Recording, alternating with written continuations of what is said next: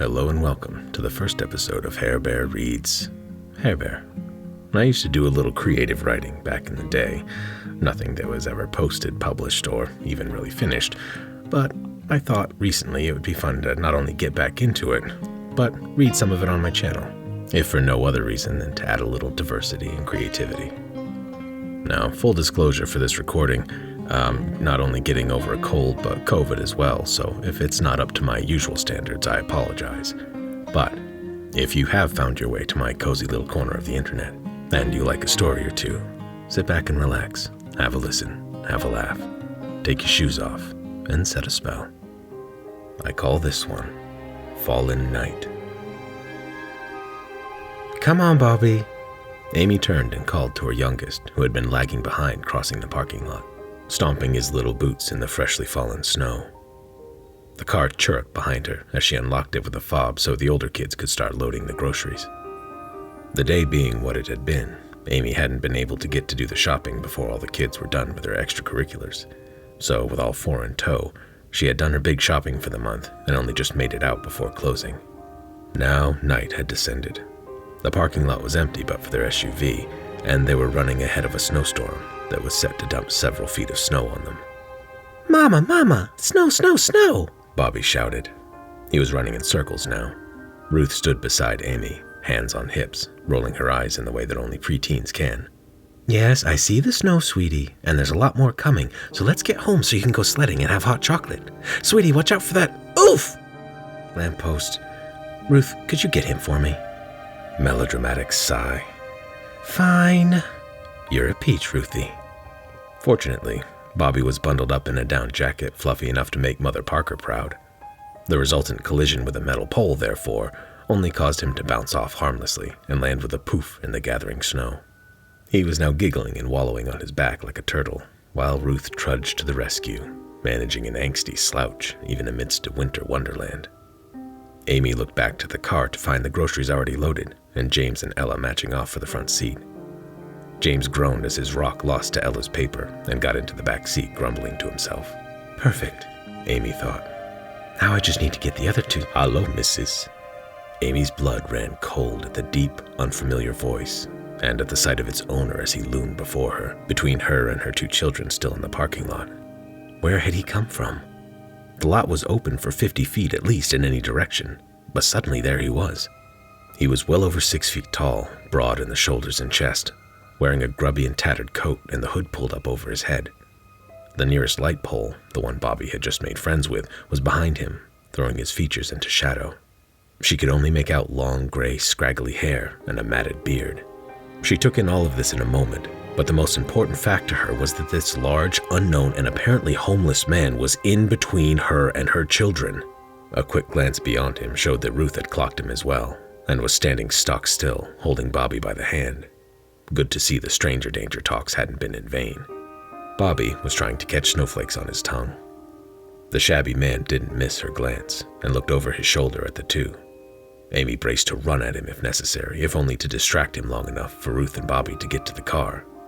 He only turned back calmly, though, and said evenly, "Ah, yes, I saw the little one fall, and I thought, where is his mama? But here you are. And he even has his elder sister to help him. He is a fortunate lad." He spoke with a strange accent Amy didn't recognize and seemed out of place with his appearance. A strange lilt that didn't match with his deep voice. Yes," Amy stammered, finding her voice. "Well, I really should be getting them home before this storm gets worse. Do you need anything? Some money?" She held up her purse, hoping it would keep his attention on her and not the kids. The homeless man, however, didn't budge from the spot. He tilted his head back to the falling snow and took in a deep breath. "Yes, the snow. It does so remind me of my home." Amy jumped as Bobby's little voice piped up, "Where's your home?" She had been so fixated on the stranger, she hadn't noticed that Ruth had been trying to edge around to the car without being seen. Bobby, however, had finally spotted the large man, and as was Bobby's nature, decided that this hulking, dirty, homeless man that had Amy's mom instincts screaming at her was a new friend to chat with. The homeless man turned to Bobby, and though his face was mostly obscured, his scraggly whiskers moved in such a way as to suggest he was smiling. Ah, little one, where I am from, the snow is so deep, we would sometimes need to dig tunnels from house to house. The sun does not set for half the year, and does not rise for the other half, and we would race our reindeer sleds across the snow, under a sky lit with the gods' fire. Bobby's eyes widened. Reindeer sleds? Like Santa? Amy's nerves twanged as the man leaned forward slightly and replied conspiratorially. Who do you think taught Yulanisa, Santa, to drive his sleigh? Whoa! Bobby pulled on Ruth's hand and made to step closer to the man.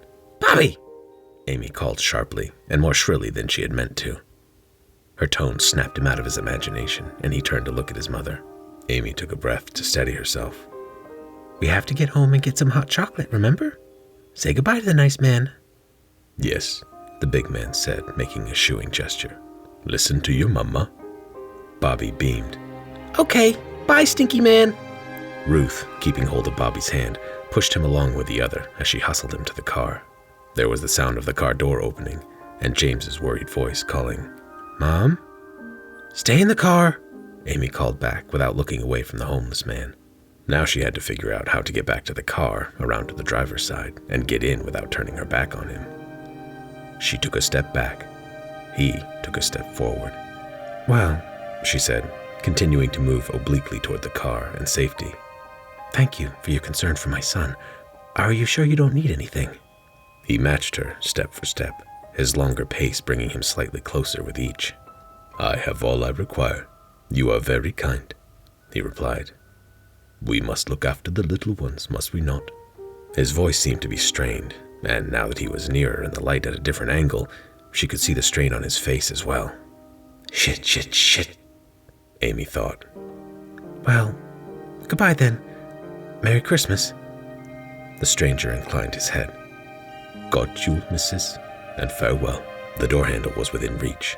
It was now or never. Amy lunged for the door, jerked it open, and slammed it shut as she leapt in. Somehow she managed to get the keys in the ignition with her shaking hands and start the engine. Her rearview mirror showed the homeless man bathed in the red of the taillights, raising a hand in response to Bobby's enthusiastic waving through the rear window. Ella looked to Amy with concern. That was weird. They're usually panhandling if you see homeless people around the supermarket. But he didn't take any change. He said he knew Santa Claus, Bobby stated matter-of-factly. Ella shot Bobby a dubious look. Amy kept watching the strange man as they drove off into the gathering storm. The last she saw before he was obscured by a swirl of snow was him squaring his shoulders and turning to the side as he reached for something beneath his coat. My cudgel cracked the skull of the fifth and final Ratosk, spraying the fresh snow with its foul blood. I'd been tracking this mischief of corrupted spawn of the great Ratatoskr for nearly a week, but the little bastards were adept at evading capture, even in the snow that had fallen. It was only by the bearish luck I had caught up with them at all. Good luck for me and whomever they may have preyed upon, but bad luck for the poor soul whose battered husk lay behind me. I drew runes of purification in white fire upon the demons' bodies to dispose of their corpses, and turned sadly to Ulf's torn body. Once one of the greatest among the Order, cast out for defying an unjust edict. A legend reduced to a cautionary tale. His footprints mingled with those of several children in the parking lot, a woman's prints amongst them. 2 of the children had strayed too far away. She would have been unable to protect them. Ulf would have seen that. He must have used the very last of his waning influence to hold the beasts at bay, while the family who would never know he saved their lives got to safety. I lifted him gently and reverently bore away the remains of one of the greatest heroes the world ever had and would never know, to give him the final honors he so richly deserved.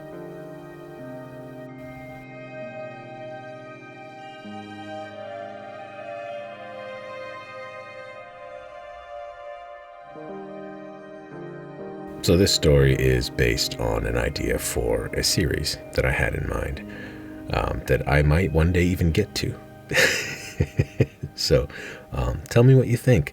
If you liked it, didn't like it, if you have any suggestions, ideas, leave them in the comments and let me know about it. And if you like the video, make sure you slap a paw on the like and subscribe button. And hopefully, we'll see you in the next one. Until then, take care, be good, and bear up.